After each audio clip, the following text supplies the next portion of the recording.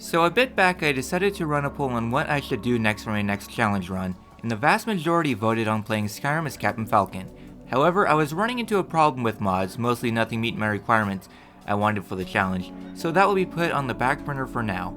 So running with the second place poll and tying in with another major game release, today we see if we can beat Skyrim only using spiders. You might be wondering, how can I use spiders as weapons? And that will be the use of the spider imbuing chamber, which you can craft your own spiders. As for rules, well, I can only use the spiders to do my dirty work.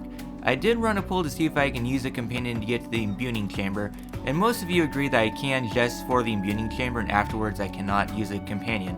I thought I would get there first and use a companion as a backup, but otherwise cannot use a companion for combat, but they will have another purpose. More on that later. As for bonus objectives, I will make myself kill Dekan, the dragon priest in the burrow I have to go to. Why do I hate myself? Just getting to the chamber will be half the challenge, so with that all out of the way, let's get started. Starting up the challenge, I decided to go with the Argonian this time around. Don't worry, Brett and friends, you will be returning soon. I went with the Argonian for the Hiss skin, something that will be invaluable for White Ridge Barrow. The other Wood Elf would have made another good option for the innate fire resistances. I tried to make my lizard as disturbing as possible and give an appropriate name, then start booking it through the place. Since this is my third Skyrim run in a few months, I am very familiar with the intro, and I think I made it out of Helgen very quickly, one of my fastest Helgen escapes. Of course, I just tank any bits of healing so I can level myself up, since I'll have to go to a high level location very soon. Before too long, I am out of the tutorial. Heading out of the ruined town, I rushed to the standing stones and picked the warrior stone so I can level up my heavy armor faster. In hindsight, I should have gone with the mage stone so that way I can level up my healing faster, but eh. Along the pathway, some wolves really wanted some lizard tail, like they followed me into Riverwood. The entire town helped out dispatch the wolves. At the shop, I sold my junk, enough to make it to Dawnstar and make it to my usual opener chest, mostly for the gold since I'll need 250 to make it to Solstein. I enchant my armor with cheaper healing casting, bought as many potions as I can, and set sail to hell. I will be honest, this is the second time I have ever been on Solstein. Outside my first playthrough of Special Edition, I have never set foot on this place before in my casual playthroughs. This is all the more impressive because out of instinct, I somehow made it to the burrow without getting lost. I know it's in the right location when I see some albino spiders outside. Preparing for all hell to break loose, I head inside. Inside, I take the time to loot the spider pods and look for some gems. It was a case of cat and mouse trying to figure out where to go. The albino spiders weren't the main concern. Once I descended down the stairs is when I started to see the flaming spider, which cooks me up very good. I just ran through the place healing when I could. I had a full level up just in case I needed it. The first part wasn't too bad, but when I went through the door, I thought I could hide and lose aggro. Rushing onwards, I used my level ups to heal more and fall down to the lower level, a blessing in disguise so I could lose some heat. Yeah, I had an entire army's worth of spiders following me until I stumbled into the imbuing room. I headed up the stairs, unlocked the lock after a few attempts, then made the most chaotic game of cat and mouse as I tried to figure out how to use the imbuing chamber. I have never used this before in my life. Thankfully, some rubies were there so I could craft some spiders which were right next to the machine. I craft a spider and then let it loose. It manages to get a septuple kill, wiping out all the spiders that followed me into the cage, then used the spider to wrap up everything outside. Things are finally starting to look a little bit up. With 100 less spiders nibbling away at me, I hurriedly crafted some flamed spider scrolls and used them to wrap up the room and even kill the mini-boss. After that madness was taken care of, I hid in a corner, took the time to mine some rubies to craft more spiders. Back in the main room, I crafted what I could. As for the details on crafting spiders, foraging gems with albino pods will make jumping spiders, add salt pile to the mix will make a cloak variant, or use a gem with a damage pod to make an exploding variant. As for the gems, rubies make fire, sapphires make frost, and amethyst makes shock. And also you can use emeralds to make poison. There are a couple special ones like the soul gems to make mind control spiders, and dwarven oil to make an oil spider. Once I am all crafted, found the key on the body, I made sure not to clear out the barrow so I don't have to repeat the exercise when I come back to recraft.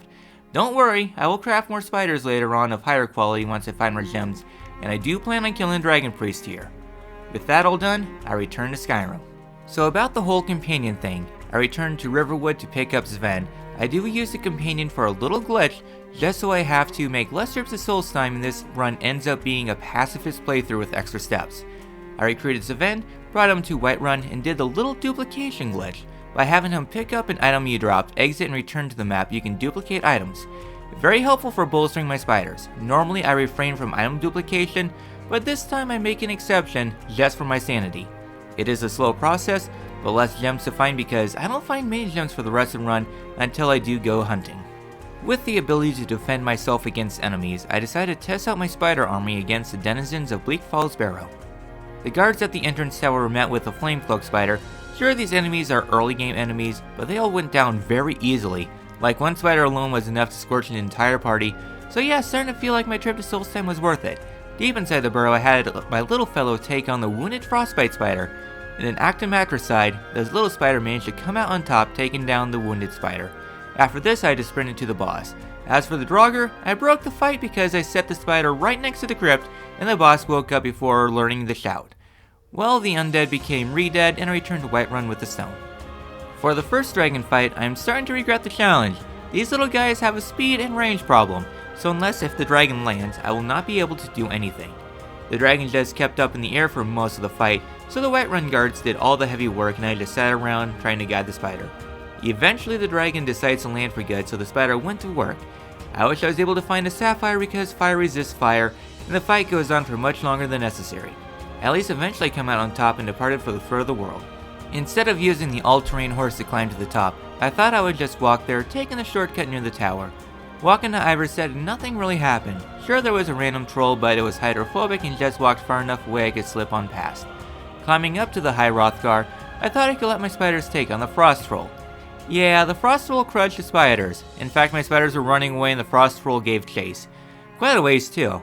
Eventually I had enough and decided to use the exploding spiders I remember I had, and use them like grenades. Like grenades, standing too close to the blast radius will result in a quick death, but the power of explosives was enough to take down the frost troll, and this would be a good option for later if I needed it. Inside the retirement home in the sky, I did the usual bash Arngar and yell at Ghost. When I did the third yelling, I managed to accidentally hit one of my spiders. Instead of forgiveness, it attacked me, and the result was something.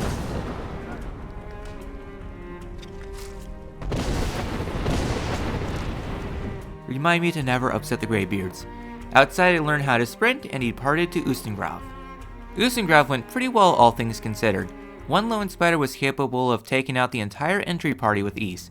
In fact, the AI must have broke because they never reanimated the bandits. Further in, fire continues to be super effective against the undead, and I did find a few more gems, so soon I'll be able to return to the chamber to craft new spiders. I decided to leave my little guy behind and sprint through the dungeon since the place is fresh in my mind, picking up the ethereal shout which will prove useful, especially with this build. I'll walk through, pick up an IOU, then return to Riverwood. Outside I met the cultists who were met with their own DLC medicine and talked to Delphine. I had a fun time trying to get her into the room. On one attempt seeing if I can talk to her outside the room, I managed to soft lock the story since she won't acknowledge the attic anymore. One reload eventually she gets close enough and I can continue the story. So Kynes Grove. Oh my gods, I am hating this challenge. I avoid the town and instead platform to the dragon den and begin the Salkamir fight. Despite the dragon staying on the ground for the most part for the fight, it goes on for a solid 6 minutes. Between the spiders running away to them doing next to no damage to the dragon, it was miserable. Delphine can only do so much, so it was a slog. Eventually I do use jumping spiders and they did a good amount of damage to the dragon, something I should invest more on later for the Alduin fights. After a long 6 minutes the dragon was down, I am low on spiders, so it was a good time to go resource hunting if I'm going to withstand against Alduin. During my farm I went everywhere I could think that had gems. I hit up various vendors who invited me to their homes. I said no. I raided the Horny Temple, which I stole a couple gems. Found a boat near Skyhaven Temple with a lot of gems. Don't tell Steve I found a diamond. Another helpful thing since we have mages and dragons coming up soon would be the Atronach Stone. Of course, only me thought it'd be a wonderful idea to get to the stone by jumping off cliffs. At least I have experience in descending mountains, though I do die a couple times thinking I could make it. I decided to enter Riften to hit up a merchant, and in my 300 hours of Skyrim, I encountered something I have never seen before. Dragon attacking a hold. As soon as the dragon lands, all hell broke out.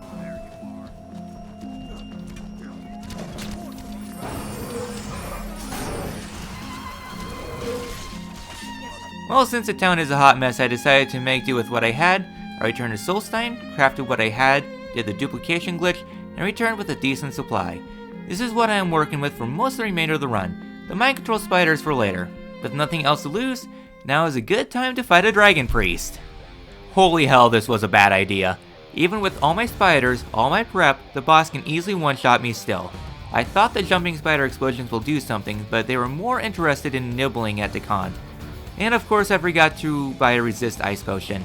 He beats me on multiple attempts, but the winning strategy was to hide against the bazaar at the top and chuck spiders hoping they would do something. Eventually the priest decides to move towards the stairs, so it was more awkward. Since the jumping spiders were doing nothing, I chucked some flame cloak ones and they started to plug away at his health bar. After an intense 6 minutes, I come out on top and take the spider mask for myself. Since I was in the room, I thought it'd be a good idea to read the forbidden hentai and get isekai to Tentacle Land. As soon as I entered, I get a tentacle to the rear.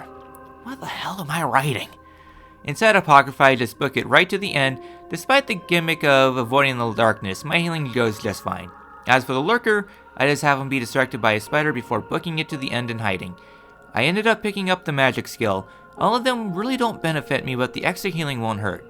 Back in reality, I forsake the fan service land and return to Skyrim for good. If I need to go back and craft more since the place will respawn, but this event also works for my sanity. Back in Skyrim, next stop will be the Thalmor Embassy. I strip in front of the entire town. You're naked! And hop on the wagon to the embassy. This must be what it's like for Peter Parker after stopping the bad guys. Inside the embassy, I get my suit back on and let loose a spider in a crowded room and close the door. Yeah, like any good horror film, when I returned, everyone was dead. Outside in the courtyard, I just sprinted for the building on the other side. It was another spider bath. The spider was able to solo everything inside. As for the prison, I wasn't able to rescue Malborn sadly, most because my spider is doing all the work and it's, well, not the fastest thing in the world. Well, with that section all done, I felt now would be a good time to grab the Elder Scroll. Nothing really happened heading to the scroll. Talked to the lunatic Popsicle, avoided all the wolves heading into Aftan. Since Aftan is still fresh in my mind, I could just sprint through the place at least the first couple of segments with little issue. Having done this a lot recently, Aftan really isn't as long as I remember, still stupidly long.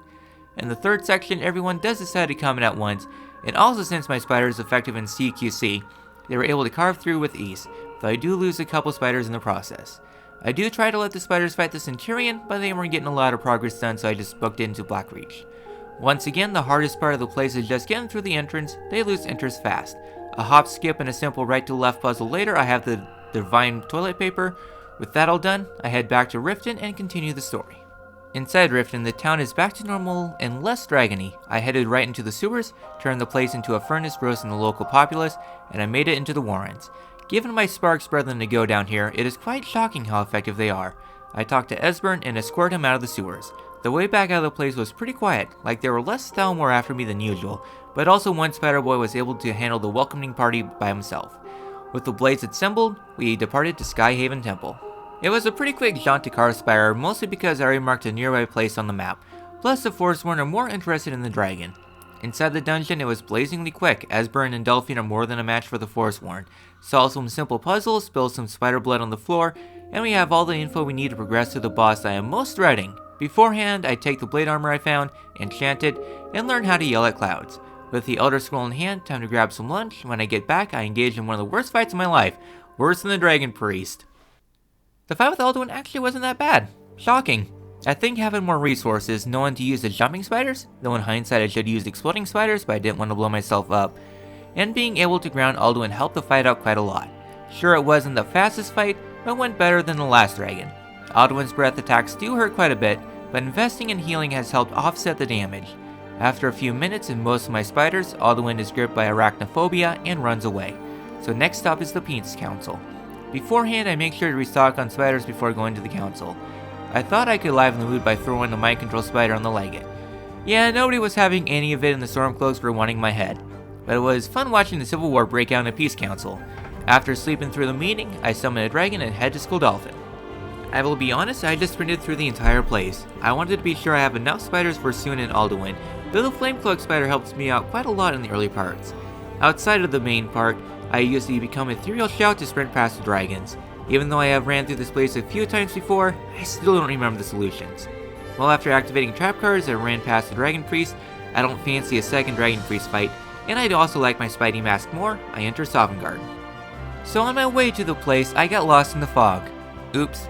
After running through the place I encountered soon, I am just going to play out the fight in its full glory.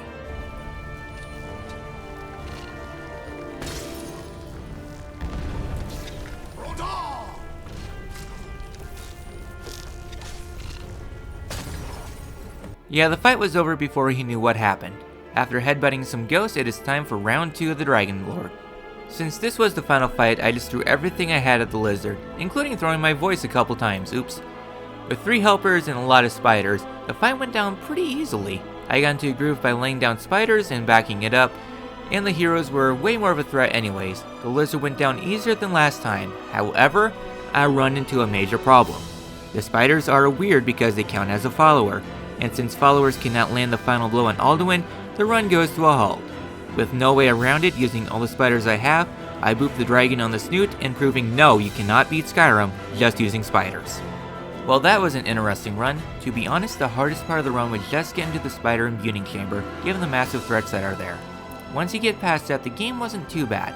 The spiders are great at trash mobs, but when it comes to the bosses, especially dragons, they do fall off pretty hard, unless you want to use the grenade spiders.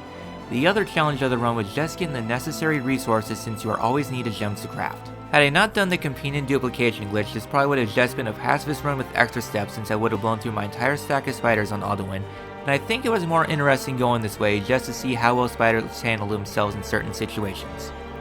Don't worry, for future runs I won't be doing the duplication glitch. I just like trying to showcase certain things that are fun and more unique in these runs when I can, restoration glitch excluded. Hopefully you all enjoyed this challenge run. Leave a like, and any other ideas for a challenge run, leave them down below. I try to get a poll up on future ideas. This has been Orpheolus, and see you all in the next one.